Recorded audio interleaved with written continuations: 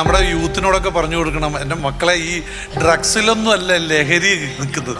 ലഹരി എന്ന് പറയുന്നത് നമ്മളൊരു ബ്രാൻഡ് തുടങ്ങുക, ആ ബ്രാൻഡിൻ്റെ വളർച്ച നമ്മൾ കണ്ടുകൊണ്ടിരിക്കുന്ന ആ ബ്രാൻഡ് ഉയരങ്ങളിലേക്ക് പോകുമ്പോൾ നമുക്ക് ഉള്ളിൽ കിട്ടുന്ന ഒരു കിക്കില്ലേ, അതാണ് യഥാർത്ഥ ലഹരി. ആ ലഹരി ആയിരിക്കണം നമ്മൾ ബ്രാൻഡ് ഓണേഴ്സിനും ഉണ്ടാവുന്നത്.